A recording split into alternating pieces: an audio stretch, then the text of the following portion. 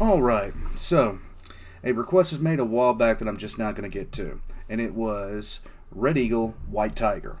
This is from Baldermort and was requested by Cyber Commander way back in May on the Discord. But we're going to get to it today. As I said, he stated several times before, I can listen to Baldermort read the phone book. And I especially love the audio dramas that he does. He does so well. And I wish at some point the Games Workshop would bring him on to basically read anything that they did. Except for a codex. I wouldn't want to hear him read a codex. But anything that requires inflection, anything that requires emotion, he's got it nailed. Here we go.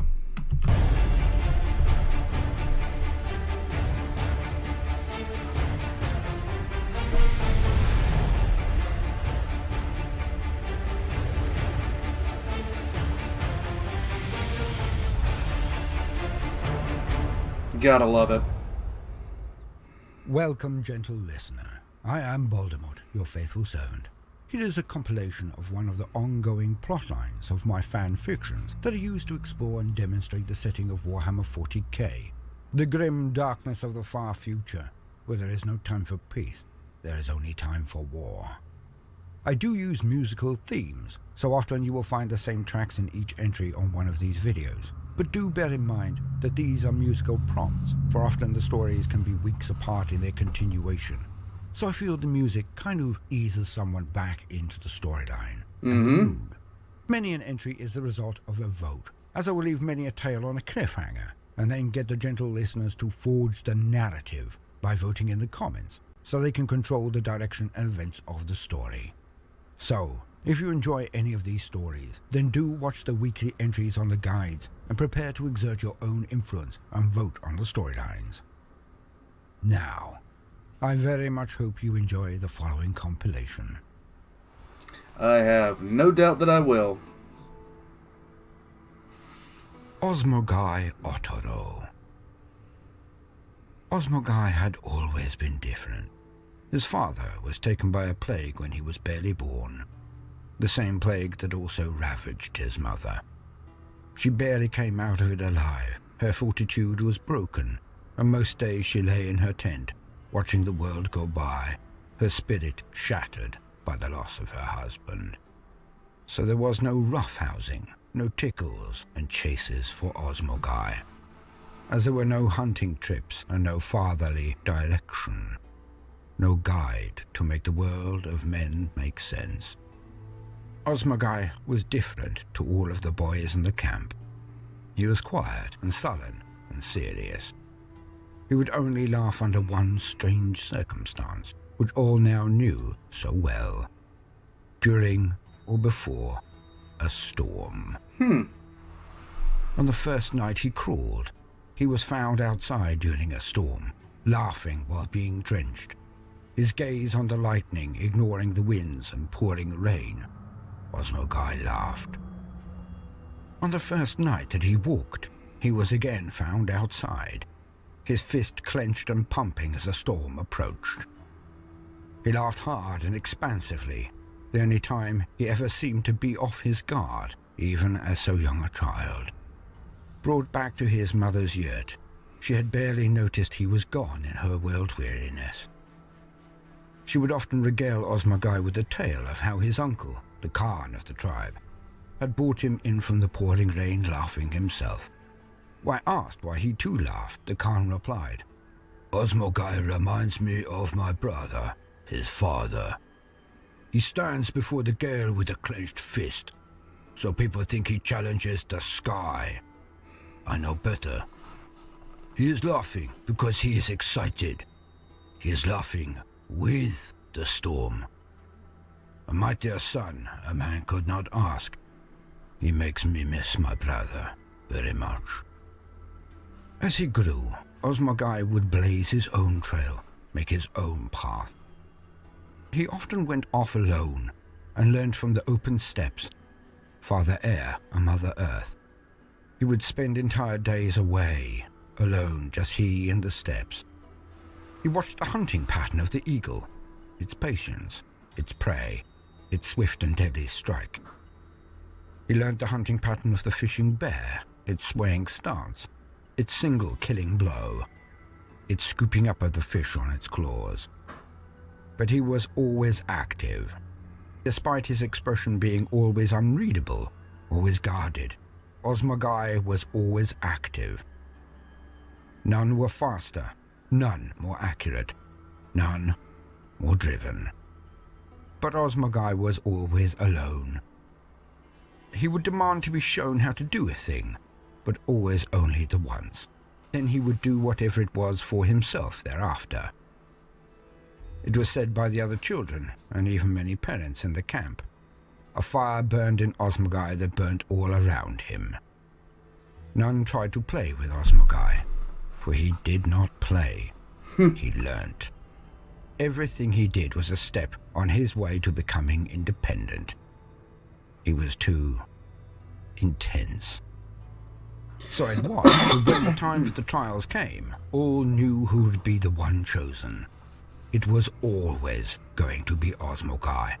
He defeated 50 other boys in tests of combat, wrestling, horsemanship, archery, stamina, pathfinding, and hunting. In Osmo Guy, the tribe felt theirs was the strongest candidate in generations. It was always going to be Osmo Guy. The wind blew an icy knife through them all day, but as they passed the last peak, it started to subside. They had ridden for days, then walked for more, all to get to this one place, this hidden and sacred place, the home of the Star Khans, Guangzhou. Power shrines sent small spindles of smoke into the heavens, and clamour of weapon on weapon, sword on shield, echoed around the slopes of Kardun from the many training camps below. Osmo Guy looked up at his uncle. They both knew it was perhaps for the last time. With a typical seriousness, but also with a gravitas almost unseemly for a boy so young, he addressed his uncle.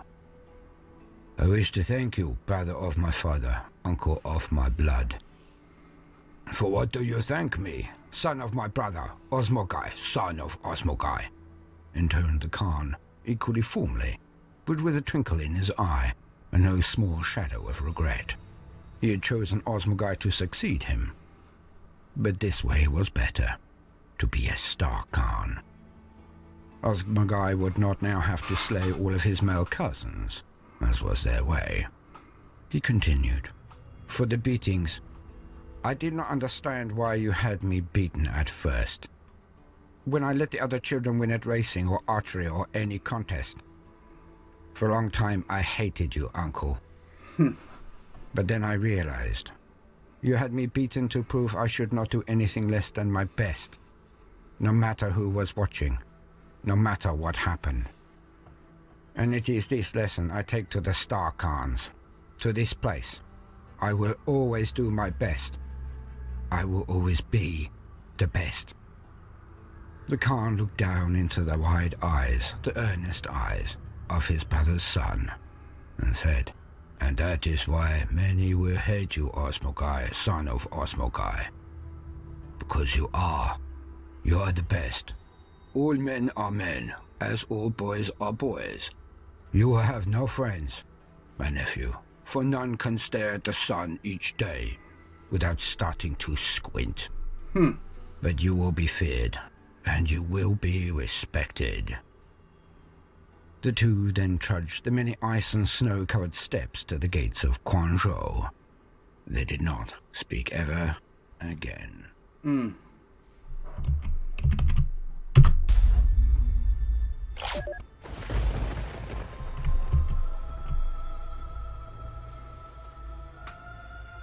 I need no helm, but I wear one as it is our ritual.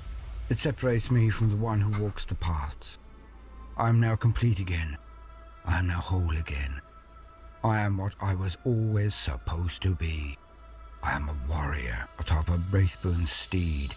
We charge across the skies. My heart sings as I speed through the air. I am the wind. I am its swiftness. I am its silken strength. I am its power. I am its tumultuous wrath. I am one with the sky. Like a cloud, I hovered high in preparation, all-seeing as the sky, watchful, oft-times brooding. I am surrounded by the lightning that inhabits the clouds. I am at one with my most natural self. Tomorrow, after this skirmish with lesser combatants, I shall present myself to the shrine of the shining spears. My last time atop my saddle without a lance. I am a hawk preparing to dive, but all I see are rabbits. The Monkey flee from my brothers, corralled one way then the other, but always the herd is dwindling. We have the right of the matter, we have the right of the cause, we have the right of the purity of our blood. They have trespassed and will pay the price. We do not give quarter to the lesser. They should know their place. It is kinder to teach the few, the better to inform the many. But what doth mine eye see? The Monkey are not all callow striplings and grey-bearded haggards. I spot a flash of white. At last! At last! Long have I yearned for this. Long have I wished to take this test. Long have I wished to match my skills against the vaunted White Scar. I see their formation move, swiftly for their kind, but they are supposed to be the best the Monkey can offer. Born to the saddle, they say of these ones. I have fought Space Marines before, but never these ones. For Monkey, the Marines move fast, they are confident. They know the rage of Calum and chicane, the bloody-handed god. But of course, in the stale and supine way of the Monkey, they are usually slow of body, slow of mind, beings of a different caliber, weaker, clumsier, uglier mockeries of our grandeur. Their similarity, I sometimes think, their worst affront. Time to focus. An Astartes, a space marine, is a worthy foe. Better to give them their due, the honor of undistracted concentration. I must remember this moment. His steed is landlocked. Ah, the pity. I was told that the Monkey once had steeds as ours, ungainly and noxious as they were, but able to ply the skies as we. The Monkey have forgotten how to mate them. No, really. How I laughed at that. But oh, how I wish he was astride the skies as well. Does anybody not understand why people hate the Eldar? Ass. Hunt a rat, I must. A fast and well-trained, tough rat. But a rat. Well, time for the cat to pounce. I fall on him and fire down with my shuriken catapults. He has spotted me, despite the action all previously being before and behind him. Yet he noticed me from the only quiet water, the skies. Good. Let us do the dance of blades and blood, Monkey. He veers and his speed increases. He knows he cannot be my equal in reach or reflexes, airbound as I am, so he will use the broken city as his shield, his defense. He swerves and ducks admirably as the chase begins, me above, him below. My shuriken have the greater speed, but his clumsy bolt has the greater range. But how will he put me in his sights? He lets me know immediately, as a ramp raises him in the air and he twists the bike in mid-somersault, firing those loud projectiles like missiles at me. I twist and avoid this first of his attempts to take a dragon from the sky with clumsy arrows. My response is swift and simple, as I spray shards of monofilament shuriken into his silhouette. I hear some bounce off his ceramite armor, but some penetrate. Ah, Marines are tough, like an orc. But I will call that first blood to me. His vehicle lands and speeds away from me, so he can find another outcrop or angle to launch himself at me. I swivel in the air and turn on the spot and instantly after him. With the great grace. A point I need to prove as I gain further respect for my enemy. He finds a gradient. I am prepared, but he is good. He turns back in his saddle, all the while dodging me, my fire, to hurl a small object back in my direction. I have to perform a 90-degree turn upward to evade the explosion of a fragmentation grenade. Clever. When I turn back to the ground, he is further on his quest for the correct ground for the finale of our duel. I follow him. I see the blood red seeping out of him from my early hits and swear I will make this swift. A victory due to blood loss is no victory at all. It will be swift and it will be brutal. I see he has removed his helmet, his hair flowing in the winds. I hear him. I hear him laughing. He is alive. I join him. Why not? We laugh as we feel the air around us, the thrill of the chase, the heat of the blood. He with his loud and heavy hysteria, his warhorse, me with my steed of clouds and lightning. Today, we both rejoice at being alive. For one of us, it ends. Are we so different? Would either of us have it any other way? Today is a good day to live. Today is a good day to die. I need no helm, but I wear one as it is our ritual.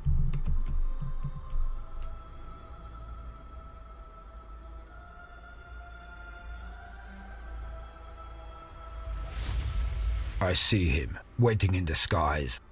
I make myself a blatant target. My white makes me seem the rabbit. Elder, come. Well, time for the cat to pounce. You think you're eagle and I am rabbit. But no, you're fish and I am bear. Come, fish, follow me. Let us do the dance of blades and blood. I love be his this. equal in reach or reflexes, grounded as I am. So I will use the broken city as my shield, my defense. I swerve and duck as the chase begins. Him above, me below. He sure can have the greater speed. My bolt has the greater range. But how will I put him in my sights? Heh! I show him immediately, as I see a ramp rising, pointing me to the skies. I twist my bike as I climb from the ramp and fire heavily at him. He swerves and sprays Xenos stars at me. Some bounce off, 1 or 2 hit. I bleed for a moment, but my Astartes body heals quickly. I will not die of blood loss this day, Eldar. I speed away from him, trying to find the right ground for our battle. He is above me, so I launch a grenade at him, clever, to keep him interested. He dodges with ease, as I knew he would, but he continues to fly after me. Come, fish, come closer. My helmet is a hindrance when watching the skies, so I take it off and stow it.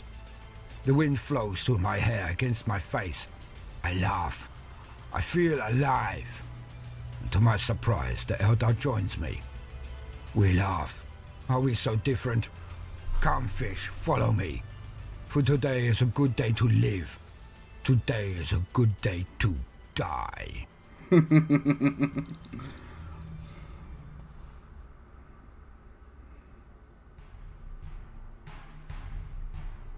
I remember, when I was only an initiate, I had a potent dream. I woke from it, and the pain in my head was mighty. So I went to see the storm seers, for no normal dream was this. The Tower of Lightning was foreboding to many, but I always felt calmer when I saw it. More so when I approached. This time would be no different. As I entered, my headache, the whirlwind in my mind slowed. I approached the storm seer, and we discussed my dream. About the red eagle, and how I saw it in many places at many times. A furious dream like a whirlwind, the pain from which lessened as I spoke. When I was he does finished, so the well seer with this pondered stuff. long and said to me, Osmo Guy, the red eagle will always be in your life. The only friend you will never have. The only adversary worthy of your skill. Your fates are linked. You will meet many times. And on my last day on the path of the dreamer, I had a mighty vision. The next day I woke and went to the Dome of the Seers for enlightenment. I spoke of my vision, the white tiger and its dripping maw, its growl, and seeing it in many places at many times. When I finished, The seer pondered long and then said to me, Asternos Ladranoth, the white tiger will always be in your life. The only friend you will never have. The only adversary worthy of your skill. Your fates are linked. I'm loving what he did. I'm loving what he did with this.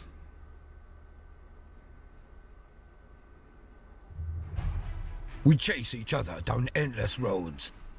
I use the city as a shield from his speed, but always I draw him back in. Come, fish, chase me. We reach an area where there are two adjacent long roads. We race, but when there are gaps, we reveal more of ourselves as the battle ensues. On the second break in the buildings between us, he turns his steed and fires his shuriken, but they pass over my head as I slip down and ride my bike from its side only. On the third break, he aims his pistol at where I ought to be, firing into nothing as I am leaning backwards on my bike, my head hanging just over the exhaust, my arms spread wide to either side. On the fourth break, he is riding his bike while balancing upside down above his handlebars. My shuriken again missed the target. It is then that I hear a cheer from my left, as I see three of my brothers following us from a respectful distance, but watching the duel play out. We will not be outdone by an Eldar. On the fifth break, he is riding the front of his bike like a wave. My bullseye rounds swim past him, harmlessly. It is then that I hear a cheer from my right, as three of my brethren Windriders watch what ensues. We will not be outdone by a Monkey. On the sixth break, his bike comes to run alongside me. It is empty, and I instantly sweep my arm backwards. As I land on the back of his bike, the Astartes moves with a lightning I had not expected and sweeps my legs out from under me. I land hard on my back, on his back's fat posterior. I twist and put my right foot on the bar, holding us steady and straight. As I turn fully in my saddle, I punch the Eldar in the head. Oof. Still trying to regain my balance, his clenched fist thunders into my helmet and cracks it and the visor. I avoid his second blow and snap the catch on my now hindering headgear. It flies off and my hair whips around me as I roll to the right onto my own bike once more. I can see his face, the grin, the wind in his hair. He is alive. He is laughing. I join him. As he takes out a long dagger and I draw my combat knife, we stand atop our steeds and match steel to steel. He is agile and fast. His ripostes are thunder and send vibrations down my arms, almost loosing my grip on the blade each time he counters me. Like lightning we move, sparks from our blades filling the air in our wake. It will almost be a shame to kill him. His eyes widen as he snaps a look to our four.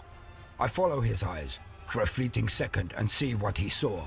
A human woman holding a baby. She is in the middle of the road.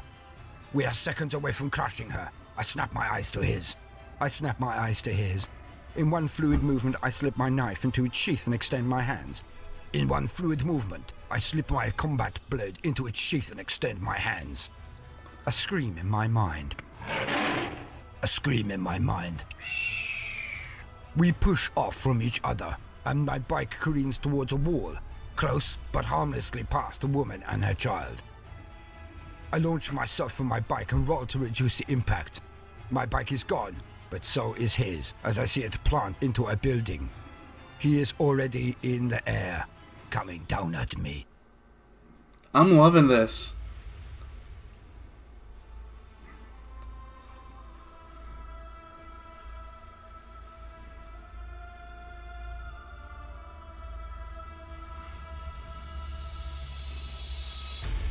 He does not land. He comes straight at me with his feet powering into my face. He strikes hard, but my hand whips up and grabs at his legs in that split second after his last strike and him landing. I twist and hurl him at the wall.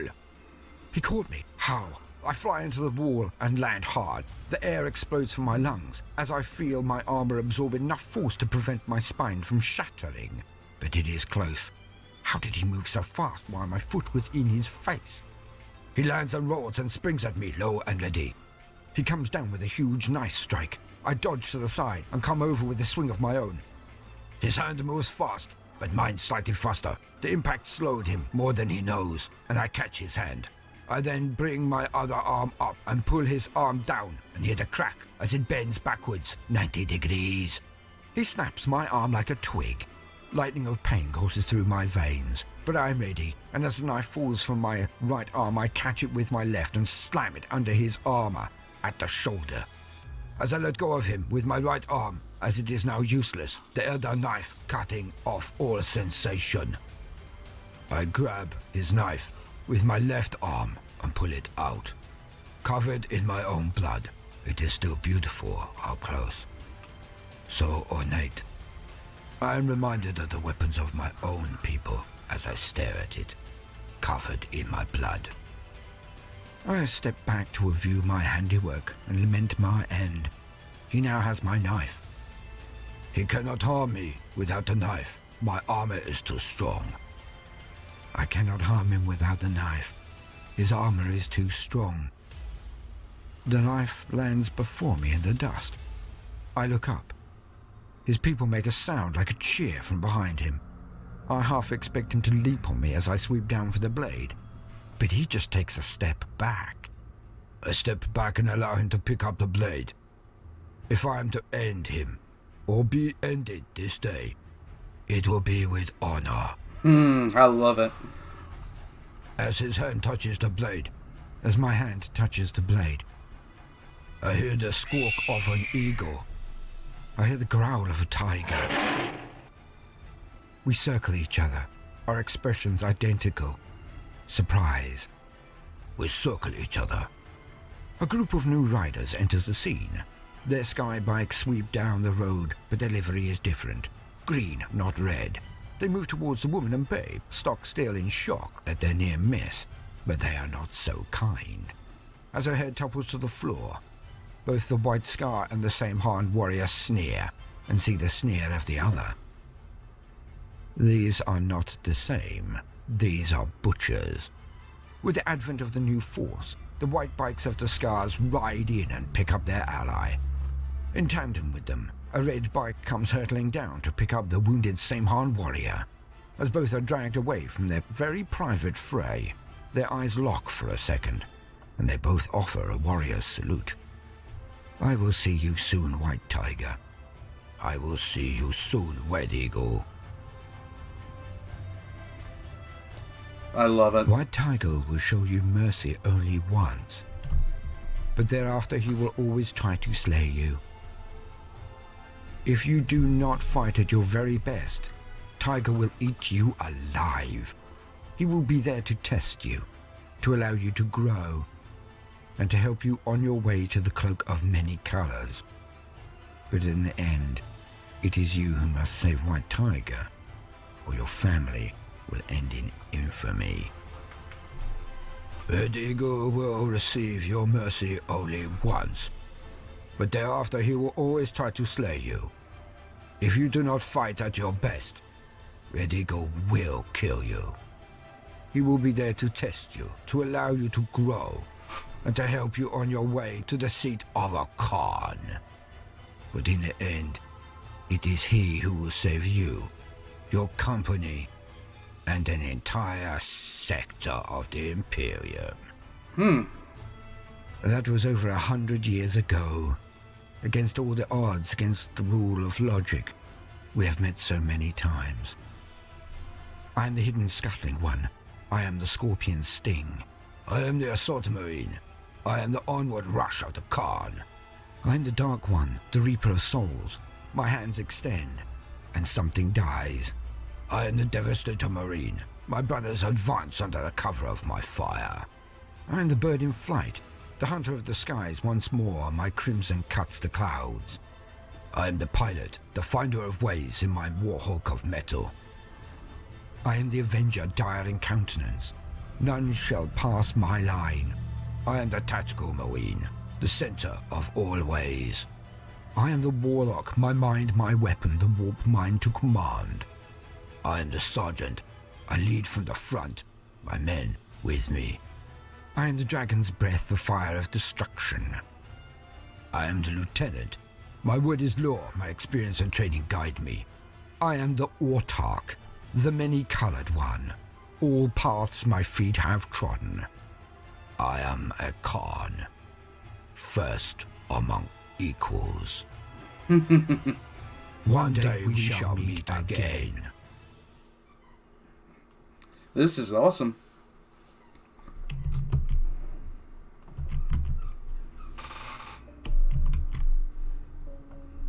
We remember the day he walked into our shrine to prostrate himself before us, to request to become our disciple, to walk the path of the warlock. Athenos Landrenos, the Red Bird. He is known amongst our people, renowned across the entire craft world, every clan, every blade we command. For in every path of the aspects of Cain that he has trodden, he had excelled. Many report that he outshone the very exarchs of the shrines to which he joined. But we felt this was hyperbole.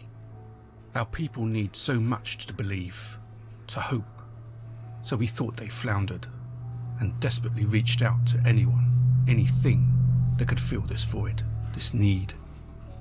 A need for a future, a need for heroes. Some say he, Athenos Landrenos, is to Samhan what Iriel is to Iandan. A bright hope for the dawn, a fiery blade arisen to lead us during this time of ending. Perhaps he is, but we will not cater to his ego. We will not strew rose petals before his path to ease his procession towards the cloak of many colours. We will not make it easy. We were not to know, but we were about to find out. So, the prodigal son dons the mask and splits his soul again. Do you never tire of war, young one? Do you not wish to walk other paths before you're called to your doom? Nay, master. My time is short, and the hour grows dark. I would walk the path in preparation of the part I am destined The puppies are playing. to play. Destiny is a fickle mistress. She promises much, but rarely delivers. In the nuances of her gazes, she beckons on, and gladly they dance to her tune, never knowing the music may stop at any point where she tires of the frivolity, or perhaps she rises one up to be sacrificed to the legend of another, her newest of all. You chase shadows of glory, but that is all they are. Shadows. They have no substance. I witness your wisdom and see the truth in it. I know I was right to choose you as master for this segment of my journey. You know no shame. How gracious of you that we, Silgar of the Tower of Stars, who has guided this craft world among the Seer Council for over 4,000 years, we could be a footstep to your legend, Athenos Landrenos. The conceit. Wilt thou deny me then? Oh no. We merely show you what we see, as our first lesson. We see more than you imagine, boy. And in you we see greatness, as others have. But we also see pride, the key to our people's downfall. And we will not permit you to wear the cloak of many colours before you have satisfied us that you are not our greatest weakness, returned to lead us astray. Then I shall excel. So easily? You believe all is within your power? Then you will fail. We do not take kindly to those who see this path as a stepping stone, boy. It is not. No. I shall excel, for I shall be the best student you have ever taught. For your every word, every gesture, musing, discussion, or example, I shall absorb. I shall be your best student, because I have chosen the best master in all of this craft world. Perhaps of all time. And due to this I shall face the hardest of trials, the deepest of dangers, the most shattering of experiences. For you do not like me, so you will hold no bars, will never ease my way or mollycoddle me, for you are the greatest challenge I have ever faced, and I will meet this challenge by walking the path of the warlock as an exemplar. As your shadow, your hands, your feet, I shall be as a slave to your teachings. To your knowledge, I shall be a rose that opens before the warmth and light of the sun. But when you are done with me, you will respect me. For I will epitomize your training. Everything you have ever wanted to impart to a warlock, you will find in me. Not because of destiny or pride or will, but because you are the best. So we'll train the best. And if I survive this trial, I will be ready.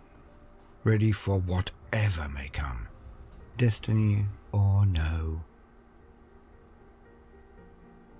Behind our helm, a wry smile cracks across our face despite ourselves. He is a gifted flatterer, but we have reached into his mind while he spoke. He believes in himself, it is true, and necessary, but he is honest. He believes even more in us. It is writ all across his very soul. He is open and ready to learn. The first sign he has what it takes. Maybe. Then attend me, for you shall get what you so desperately wish. The hardest path, one which may well be your end. But mark well, Athanos Landranoth, if you fail, our ire will be a thing of terror, such that you wish you were in the midst of the dark city of Kormala. Do you understand? I would have it no other way, Master, says he as he bows and sits at our feet, looking up in the position of the disciple. We do not like him. He is right, but we do pity him. We do so for all the things he must learn, the horrors he must confront, the painful truths he must absorb. And he is right. We will test him beyond anything and anyone we have ever taught before. We shall burn him with knowledge. He will come out of this the best. Like a master potter, we shall fire him, glaze him, or he will be dust. For there is nothing worse than false hope, a false idol, a false hero. He will be forged, or he will be broken.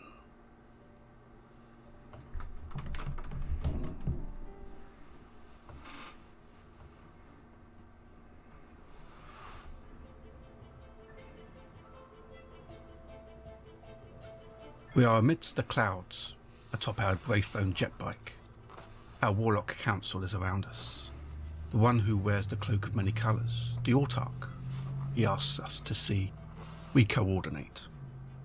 We overlook the battlefield from a myriad of our angles, my consciousness above, beyond, surpassing all others in its depth of scope.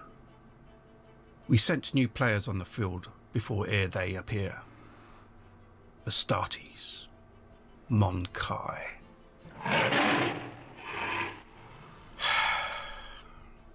The White Tiger is among them. Their goal is destruction of the Dark Ones, as is ours. We can feel the excitement rebounding from him, Athanos Landranoth. His will is strong, his patience and discipline iron. He does not even reposition. Stock still is he, despite how we can all feel him, his rising panic, his restlessness. He wishes to be let slip. He has worked hard. He has done all that we have asked him. He has fulfilled every oath. And he was right. We do now respect him, for he has been the most able, but also the most attentive student we have ever had the joy of teaching. A pity that in no future do we see him walk in the path of the Farseer. But he has but one path now. He has earned this. Athanos Landranoth, your friend awaits. Go. He says nothing, but inclines his head to me, and then he is off. With him gone, our position is given away, but no matter, for we were about to drop our cloak of obfuscation anyway. We raise our singing spear in the air and incline it down, pitching the nose of our Wraithbone jet bike down in the same action. We fly towards the enemy, the foul ones, and we bring all the wrath of Kayla Mensha Kane down on them.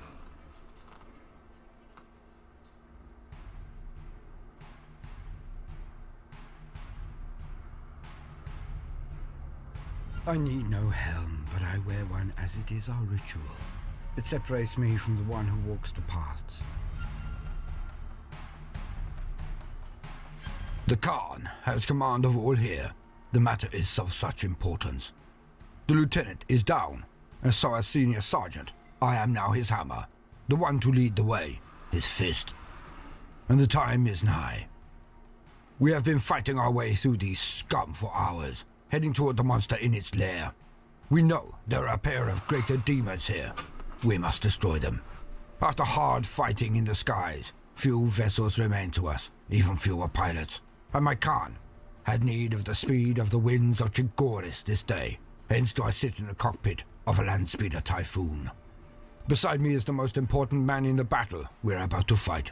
A demon bane, the Stormseer. I must make sure he arrives at the right point to turn the battle. Our forces advance into the city fast. The bikes of Astartes, the thundering outriders of the Chimeras. The impulsors carry forward our intercessors, their blood already up for the fray. Our company hunt the concentrations of them, find them fast, then envelop them and destroy them. Ever we search for their nest, where their lords are hid. There are twisted pink and blue beings scattering in packs, abominations that burst fire in streams of many colors. But we are the sons of the plains. We are the White Scars. We are never in one place long enough for them to recover. Where they should be the beings of confusion, it is we that wage a maddening war. Displays show that the field is not as simple as that. The Eldar come from the other side. With wind and lightning, shuriken and bright lance they come. Tearing through the twisted ones as we, heading for the same point mayhap. The captain sends coordinates. It is his way. I love this. I just love it. Know what I must do. I don't even know what to say about it. I just love thunder it. through the air, hugging the edges of buildings for cover as I advance at full throttle. I can see our forces, how the battle fears. We are being bogged down, held up. There are many of them. Perhaps too many. I approach my coordinates and look over. The Stormseer already has unbuckled himself and clutches his weapons. He is ready. We are here. It is a large cathedral. Its doors torn open, its windows destroyed by the whirlwind of war. Far from the front of the lines is this, the horrors hundreds of yards behind and embattled. The Stormseer winks at me, his head open, so he may better use his senses, then dives out of the landspeeder. He lands hard on the marble stairs, cracking many with his feet. He rights himself with a bristle, then strides purposefully into the very dragon's den. It is then that I receive another priority message. New coordinates, and a sigil with one instruction. Attempt. Ah, there are two then, it is confirmed. I shall attempt to slay the other greater demon. I climb into the skies, ready to dive down on the location. It is then that I see him. It can be none but he, the way he rides. It has been 100 years, but I have not forgotten. As a wild rider, as a shining spear. Of all that I have faced, only he has ever looked like that, flown like that, as if the entire sky was his, he its firstborn son. So, Red Eagle, let us do the dance of blades and blood. But we shall have to do this en route. I have a demon to kill.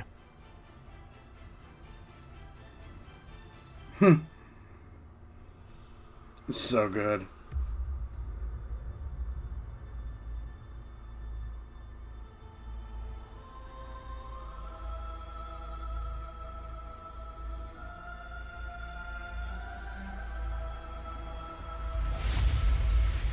I am the warlock, my mind my weapon, the warp mind command. I feel him, I know he is here somewhere. I consult the runes as I fly, they lead me. It is more that they indicate the lines of connectivity that lead from he to me. Silgar of the Tower of Stars would never deign to allow one of his acolytes to indulge in a petty duel, or worse, associate with a monkey, if there was not a crux point hinging on it. He knew I knew that the second he instructed me to leave. He will never explain this before his other pupils. 1 second. That in the instant he Puppies are irritated. he discerned the presence of the scars on White Tiger, he would have seen their impact on the fray. He is my master for a reason. He is the best. The perfect balance between sagacity, tenacity, calm, and, when required to be roused to it, blood-boiling wrath. The wrath of Calamentia Kane himself. But he will never admit that his sending me was not an act of indulgence or grace, but a part of the puzzle only he saw. The manifold futures bursting from each of his decisions and that of those around him, like the branches of an ancient tree. The mind of a farseer is always more active than all of those around them. Always. And so he does me no favors, my prestige, my standing. But this will make it easier later. The harder it all is now. I also cannot deny that I am elated, for I get to fight him again, White Tiger. And I spot him immediately. Alas, when you are white and growl so loudly, then all will see from whence you come. But how do I know it is him? Because he hugs the ground low and cunning, ears back, growling to create fear, his engine so loud, but presenting a reduced target as he closes to punch. It is as when we first met, high above looking down. But this time, as I so wished for him the first time, he is bestride a steed that complied the skies. Well, I think. It sheds tears. It is ugly, his steed. But it is a steed. He drops his speed for a moment, expertly firing his engines when whipping around. Out drops a marine, one gifted with the knowledge of the warp. I can feel his presence. He goes to confront the demon directly. Alas, if none come for him, none support him, then he is a dead Monkey. That is a servant of Zinch, not Nurgle or She Who Thirsts. Pure power alone will avail him little against the Lord of Change, a demon of wizardry. Perhaps. No. Silgar of the Tower of Stars would never lower himself so. But what is this? I find myself above, he now climbing into the skies. I am sorry. There are a multitude of enemies around us, White Tiger, but really, would you want it any other way? At this, the nose of my jet bike lowers into a dive and my shuriken catapults whirl into life. He rabbits, ducking behind cover as he accelerates faster than I had anticipated. Good. Let us do the dance of blades and blood again, White Tiger. Lead me to destiny while I attempt to rake out your eyes with my talons. I open fire and spray the cockpit of his ungainly steed. They barely scratch his ceramite armor. He was pitching perfectly to evade the worst of it, where he could not avoid all of it. I can feel his attempts to lock on to me, behind him though I am. I've seen those missile pods firing off before. The missiles can follow, but I will not permit this. If you want me, you will have to outfly me and get me into your bolter's sights, White Tiger. He tries. So bold, so strong, he is indeed a tiger. He shows me he has tricks up his sleeve. As we race against each other, he low again, but not for long.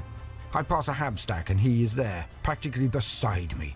He crept around the sides of the building in a burst of speed and superb control. He fires instantly, but sees nothing but shadows. Conceal. The rune for the hidden implodes and burns out as I cloak myself in darkness amidst the glaring day. He cannot see me, so turns back on course, but weaves like a butterfly, alternating height and speed regularly. He has learnt so much about being aloft. I remember our dogfights at 10 times these speeds. I am enjoying this too much, as my master suspected. But then, despite being behind the mask, I am who I am. Warrior and walker of other paths both. I was a dreamer once. Still me. I rise up, then dart after him, swooping like my namesake. Alas, we are interrupted. The flying manta-like monstrosities of Zinch fill the air before us, as we must be nearing the center of the contamination, the source. He lets fly with his heavy bolter, many of these beasts exploding in showers of unnatural viscera. Before us we can both see the twisting effect, the maddening unreality of the warp seeping into our realm. It is raining upwards, the ground slowly desiccating beneath us to provide the moisture. Each drop is a screaming face, a wounded animal, a perfect sculpture in miniature, fluidly shifting and in motion, upwards, each drop of rain. The hab blocks beneath us are jostling each other for air, a scrimmage of rockcrete and plasteel, the buildings shorn of their foundations and prowling the region for things to step or fall on. Everything has an ever-deepening tinge of blue, like we move not towards a place in the open air, but across an ocean floor. Deeper and deeper we head with every second. This is Some not of the mountain good. monsters get past White Tiger's fields of fire and attach themselves to his back fin, pulling him off course. Alas, a coincidence. My arm was poised, pulled back behind me, the length of psychoactive power in my hand ablaze. Its tip a burning lance, its length a glaze of fire. I loose my dart, my singing spear, the concentration of my entire psychic might. It flies towards my mark, but hits the tiger's on instead. The mantas are punctured through and set alight, both crumpling into nothing. As the skies are swiftly cleared by his heavy bolter and my spear, he dies down to his targets. Knowing my especial liking of grenades, I see his hand raise over the cockpit and release one into the wind for me. Lamentably, I was not able to get out of the way in time, so touched was I by his gesture. As the fragmentation shatter in my face and the flames lash around me, not one but 3 of my defensive runes erupt from my armor in a blaze of light, burning out, but forcing all of the fragments and flames to part as I dart through them. My runic armor is not inexhaustible. I shall have to return the favor somehow. He flies at his top speed through the rain that flies upwards, which is deeply confusing for him, I can tell. He is less acrobatic now, I am sure. It is difficult to untrain the mind that the rain is not the source of safety from collision with the ground. Down, not up. Up, not down. A manufactorum attempts to lunge upwards with some of its walkways and attempt to entangle us like butterflies. I would slip around them with ease, but perhaps his answer is better. I follow as he launches a brace of his missiles into the oncoming metal trap, blasting away straight through it. We power through, but do not stop. And onwards we rush towards a massive building at the center of the conurbation, the mirror of the building we saw before, where White Tiger had dropped off another of his chapter. A huge erection to the glory of their god-emperor by the design of it. But outside, standing at the front of it, but shrouded, there is something hidden. Reveal. I force my will into the runes hovering about me, charging another to burn its effect into reality. Beneath us, the shrouding is shattered by my rune, my power, but only just. The being beneath is powerful. The blue deepens further as it is revealed, making distances more difficult to estimate, more aquatic and dreamlike, soporific. But it has appeared, a feathered one, a lord of change. And I see why I am here, why my master sent me. Tiger flies low and strays it, launching a probing missile. But the bolters and the missiles pass through a field around it, like a bulb, and become little more threatening than confetti. I swear I see the bird extend its neck before the fluff and puff hits it harmlessly. Is it grinning? If a bird can be seen to be grinning, then this one is now. Ugh. We shall have to do something about that.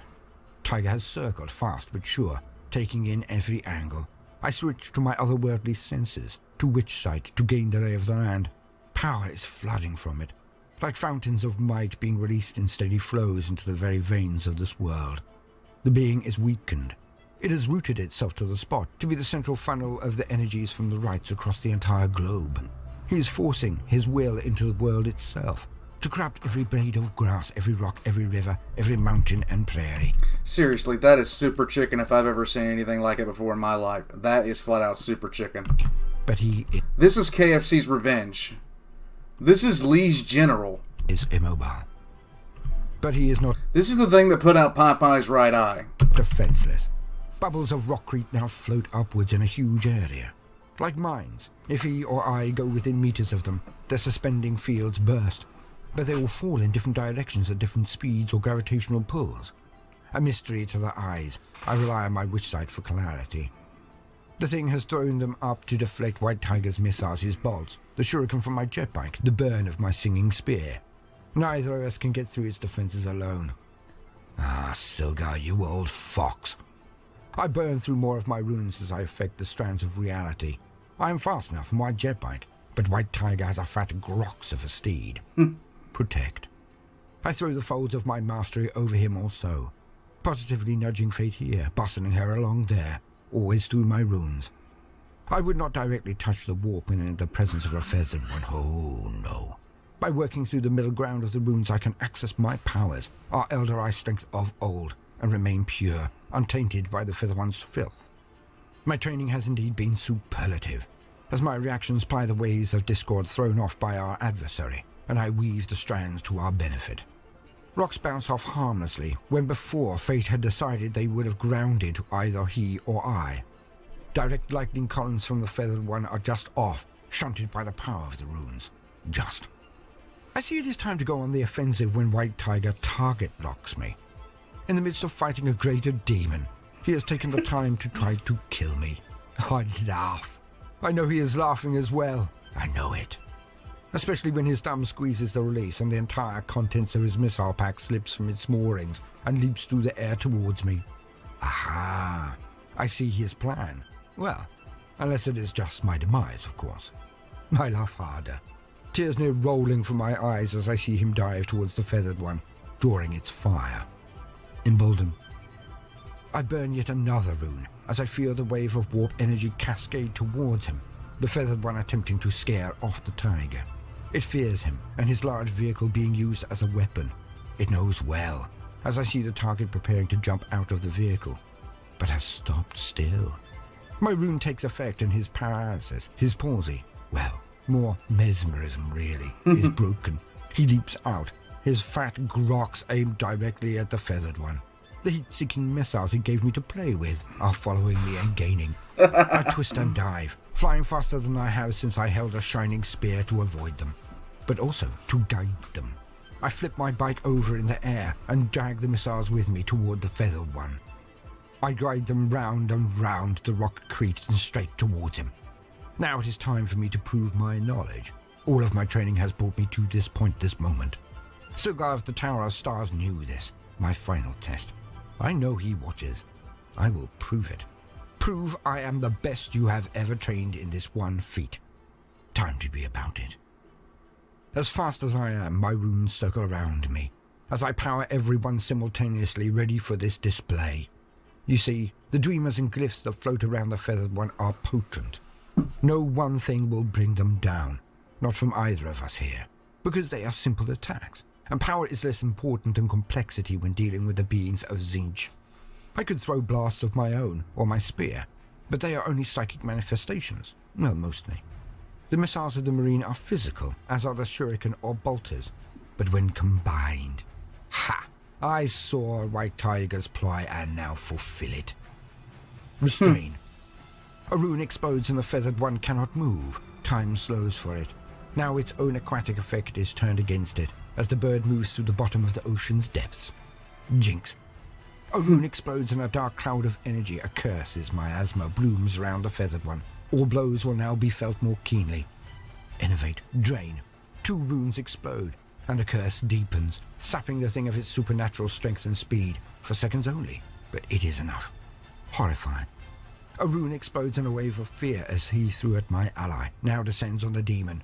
But this curse it manages to deny, to tear apart before it can descend onto the others and deepen.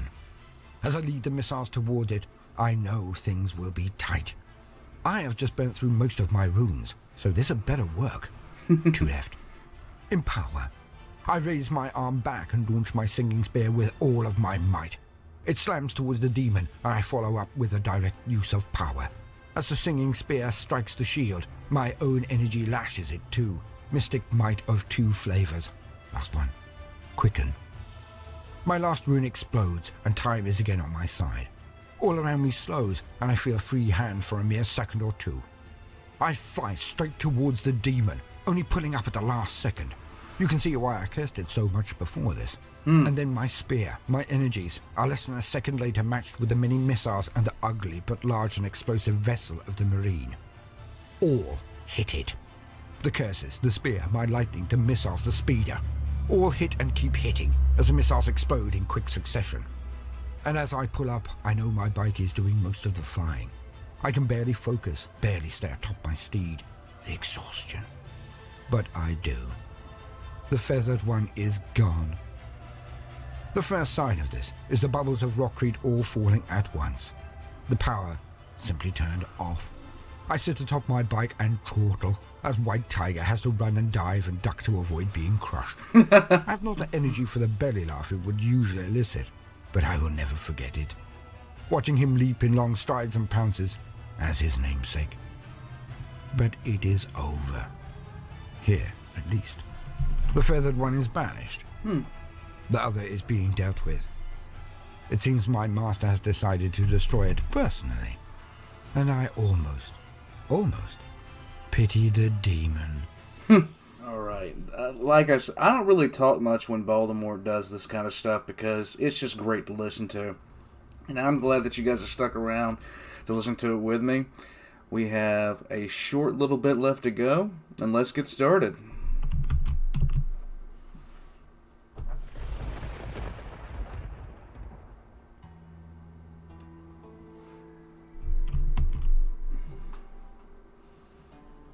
The two stood on the wind-swept battlements of Guangzhou.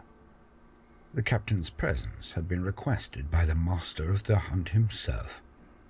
Not a usual occurrence. It could mean only one thing. The long overdue talk. Long overdue. Captain Osmo Guy had arrived exactly as requested. Not a second earlier, not a nanosecond late. He stood in his power armor, the white almost disappearing in the snow and wind that whipped around them. Only the red or gold edging of his armor defined him. This also went for the master of the hunt's attire, but both men were armed. Captain Osmo Guy took position next to the master of the hunt. He knew why they stood here. The lesson was told in the vista before them, the topic certain. Both looked out across the approach to Guangzhou, the chapter fortress of the White Scars.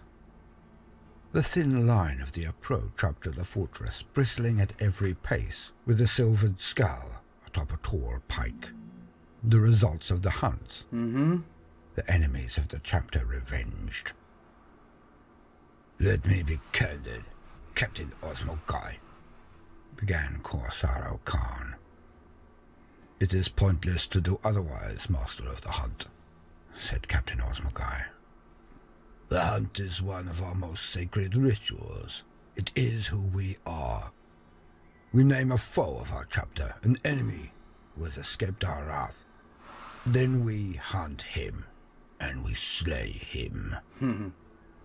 I am aware of our ways, Master of the Hunt.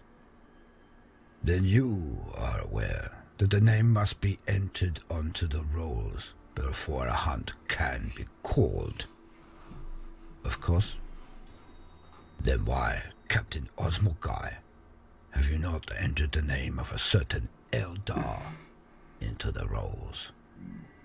Have you not faced him 12 times now over the ages?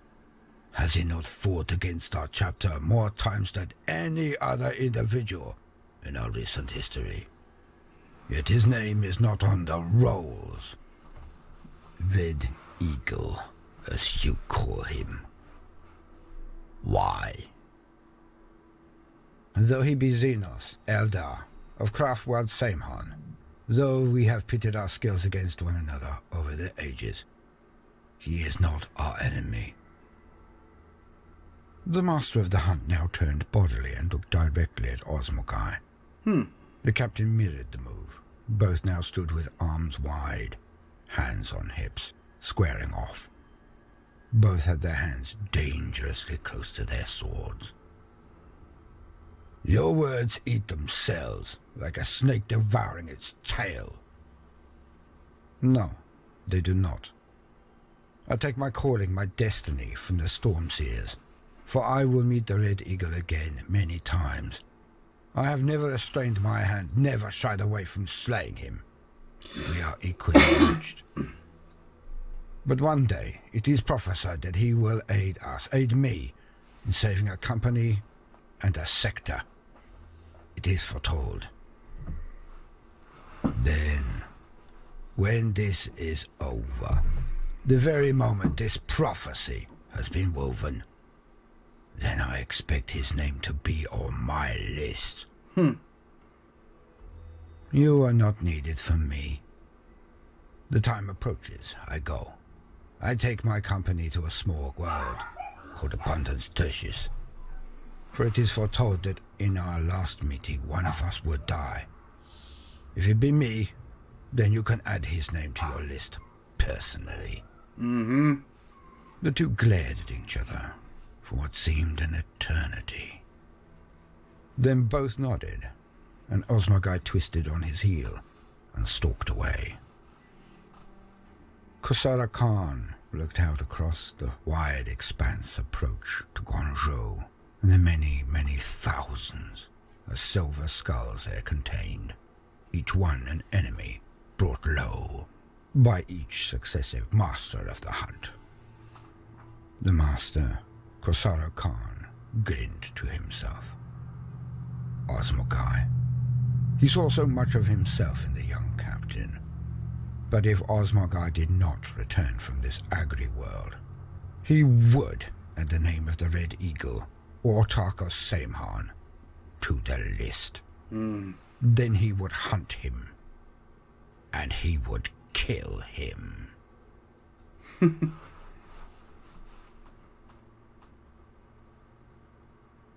I have been Baldermort, your faithful servant. I hope you've enjoyed the story so far. Very much You'll join us so. on the weekly entries as a result, and will like and subscribe. If you do, then hit the notifications button, as I would not want you to miss out. Now, no matter what you do today, do try to make some time for fun. And that was Red Eagle, White Tiger. Now, I don't know if he's continued this story, but I do know it'd be worth listening to. I didn't talk a lot during this. When it comes to Baldermort, I simply don't want to. I enjoy listening to him too much to pop in with any kind of like tidbits or anything like that. I loathe to do that with Baldermort. Everything. The best thing about him is the best thing about these short stories is they're so lore accurate. This is what I would envision a White Scar doing. This is what I'd envision an Eldar doing. In any case, I'm going to put his information down below. Of course I will. As well as my own. If you want to see something like this, just pop into the Discord and put it in the request for a reaction. All that being said, I hope you guys have a great day. I got some more work to do, and I'll see you guys next time.